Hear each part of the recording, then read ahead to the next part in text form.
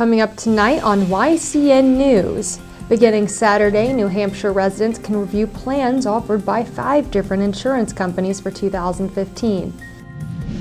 Vermont State Police seek information about a hit-and-run crash on I-89 in Hartford. And lawmakers question the rising prices for generic drugs. For more news, weather, and sports, it's time for YCN, your local view. Now, your daily digest of the Dartmouth Lake Sunapee region, southern Vermont, and Windsor County. News, sports, weather, and all that is happening in our area. The news on YCN, your local view. Good evening and welcome to this Thursday edition of YCN News. I'm Rose Spillman. New Hampshire residents applying for health care will have more options for 2015. Beginning Saturday, residents can review plans offered by 5 different insurance companies. Dental insurance also is offered depending on the plan chosen. Anthem, Blue Cross, and Blue Shield remains among the companies from which to pick health care per the 2010 Affordable Care Act. Assurant Health, Harvard Pilgrim Healthcare, Maine Community Health Options, and Minuteman Health are the 4 additional companies. Sign up this year is 3 months shorter than last year. Enrollment begins November 15th and ends February 15th, 2015 for insurance coverage through 2015. 40,000 New Hampshire residents signed up last year for healthcare insurance under the ACA.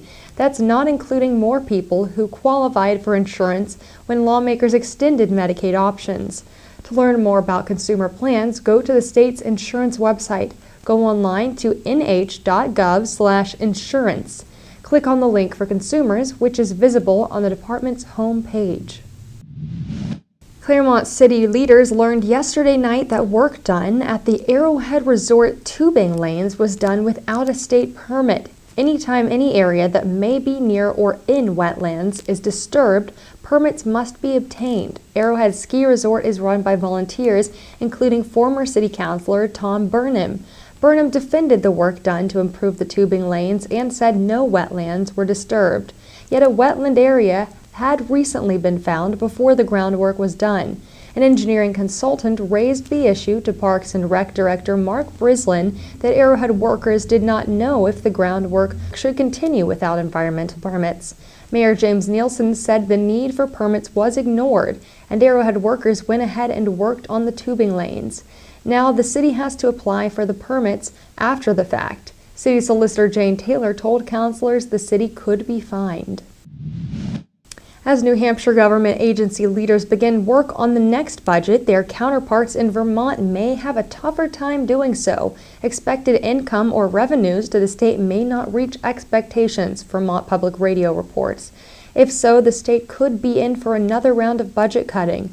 Meanwhile, New Hampshire Governor Maggie Hassan reminds agency leaders to craft a budget that's responsible and balanced without relying on any broad-based tax. The results of a recount in Concord yesterday will keep a Claremont Democrat in office this January. Larry Converse held on to the District 4 Sullivan County House seat despite a recount requested by Republican George Cocavero. Results of the November 4th general election show Converse won the seat by 7 votes, 699 to Cocavero's 692. Yesterday's recount ended with Cocavero picking up 1 more vote for 693 total, yet Converse also gained 4 votes and claimed the seat with 703 total votes. The search for a hit-and-run suspect continues as Vermont State Police seek information about a crash Wednesday afternoon on I-89 in Hartford, Vermont. WNTK reports police found 1 man unresponsive in a truck at the scene and the truck damaged by the vehicle that hit it and sped away. The crash happened between 3 and 6 p.m. 57-year-old Scott Wilson of Barton, Vermont, was taken to Dartmouth Hitchcock Medical Center for treatment. Wilson also was suffering from a drug overdose, say police. Damage to the Ford 150 truck in which police found Wilson is evident. The vehicle that hit the truck should have right front bumper damage and a missing passenger side exterior mirror. Anyone with information about the crash is asked to call state police at the Royalton Barracks. The number is 802-234-9933. When YCN News returns, kids and adults learn about science in a fun family science night, and lawmakers question the rising prices for generic drugs. The YCN News continues in a moment. Welcome back to YCN News. I'm Rose Spillman. Teaching science to kids and adults can be done creatively, as visitors to yesterday's Family Science Night learned. Whether plunging hands into green goo to learn about physical property changes or using gumdrops to build a house, lessons help get the point across. Sullivan County 4-H members worked alongside instructors from River Valley Community College in the 3-hour program. Tables or stations focused on different science lessons. Each lesson lasted about 15 minutes so visitors could move to another table. This kept the night fun-filled and far from boring, as some people fear studying science can be. The UNH Cooperative Extension partners with the 4-H for the Family Science event. Just as studying science may seem a challenge, what about saving for retirement? Fear not. Let's hear from financial advisor Martha Mackey. In tonight's financial report, Save for Retirement Week. Hi, I'm Martha Mackey, your local Edward Jones financial advisor. It may not be on your calendar, but National Save for Retirement Week is here again. And this is a great time to think about your retirement plans. Are you confident about your retirement plan? If you're like most Americans, you probably have some worries about being prepared for retirement. Did you know that 36% of American workers have less than $1,000 saved for retirement? We can all afford to save a little more, and we'll thank ourselves for it in the end. If your employer doesn't offer a 401k, or even if it does, you may benefit from adding to your own traditional IRA account or maybe a Roth IRA account, depending on your personal tax and income situation. Both accounts can be attractive. It might be a good idea for you to even have some of each. Controlling your debts. Sometimes we take on debt thinking that it'll be easy to make the payments. Maybe coming up with $100 or $200 a month to pay a debt doesn't seem like that big of a deal.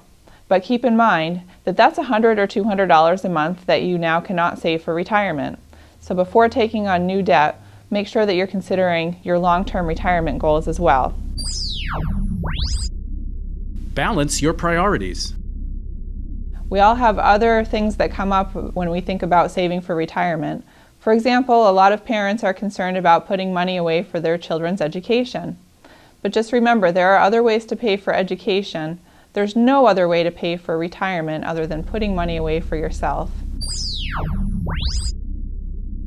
Save as much as you can. You can't worry about saving too much for retirement. I've never heard anyone regret that they saved too much money for retirement. So save as much as you can and start as early as possible. This is Martha Mackey, your local Edward Jones financial advisor, member SIPC. Thank you, Martha. That's good advice. There's another bit of advice you may want to consider. Having a pet at home can be good for you, especially a pet you bring home from a shelter. Good for you, good for them. Let's learn more. Welcome to YCN's Pet of the Week, brought to you by Akili Agway with 6 locations including Walpole, New Hampshire, and Iams and Eukanuba, quality pet food that gives dogs and cats happy, healthy, long lives. Luna is a beautiful black and white female tuxedo kitten born in July. She is ready to go to a permanent home after her good start in a foster home. She loves to play, as you would well imagine, but is also very sweet and ready for a cuddle when picked up. She came from a litter of 6, and Luna and her sister Motley are the last available. Motley is a female short-haired black and brown kitten born in July. She is ready for adoption.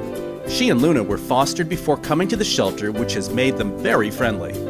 Play is a rousing good time with sister Luna, but they cuddle up for quiet time too. Motley is a combination of colors from her mother, Fiora, who is also available at the shelter. Drop in to see them or call River Valley Animal Protection League in Charlestown, 826-3061. Thank you to all who made our Pet of the Week segments possible this year. Another bit of advice or a suggestion in advance of what could be a dusting of snow tomorrow morning: slow down, let the weight of the car slow you down, not slamming on the brakes. Soon it will be time to remember how to drive again in the snow. Meanwhile, a concern for 2 lawmakers in Washington will be heard next week. Independent Vermont Senator Bernie Sanders and Maryland Democratic Representative Elijah Cummings want to know why generic drug prices are rising. Generic drugs are supposed to save consumers money, not break the bank. The hearing is set for November 20th. Also following this issue is the U.S. Department of Justice. Sanders says it is unacceptable that Americans overall pay the highest prices in the world for prescription drugs, be they generic or brand name. When YCN News returns, we'll join executive chef from the Pine Restaurant, Justin Dane, for a segment on cooking steamed mussels. The YCN News continues in a moment. Welcome back to YCN News. I'm Rose Spillman. Now Matt McDonald will have a look at our weather for the next few days and then move on to sports. Thanks, Rose. Tonight we have a 60% chance of precipitation that could include rain and snow before 10 p.m. Skies will be cloudy with calm winds and lows will be in the 20s. Tomorrow will be partly sunny with a high of 39 degrees and winds up to 10 miles per hour. Tomorrow night will be partly cloudy with a low of 25 degrees. Saturday will have winds between 5 and 10 miles per hour with highs in the 30s and sunny skies. Saturday night will have mostly clear skies with lows around 22 degrees. On our radar map, we can see the snow and rain approaching our region. After this storm passes, expect sunny to cloudy weather. Now let's see what's coming up on our community calendar. Tomorrow in New Hampshire, the Charlestown VFW post will hold a blood drive at 12:30 p.m. In Cornish, the Select Board will meet at 3 p.m. At 7 p.m., the Sunapee Methodist Church will hold a coffee house featuring singer-songwriter Marinda Evans. In Vermont, Hartford High School will show its performance of Crazy for You at 7 p.m. Remember, you can submit local events from your community by sending them to news@ycnnow.com. Tuesday night's Manchester Monarchs game may have been great, but there are many more exciting games to come. The next one is this Friday, an away game in Worcester, Massachusetts. On Saturday, the Monarchs will return home to host Providence at 7 p.m. Then on Sunday, they will travel again, this time to Hartford. YCN Sports will update you on these games on Monday. Thanks, Matt. When YCN News continues, we'll join Capital Connections' John O'Connor. The YCN News continues in a moment.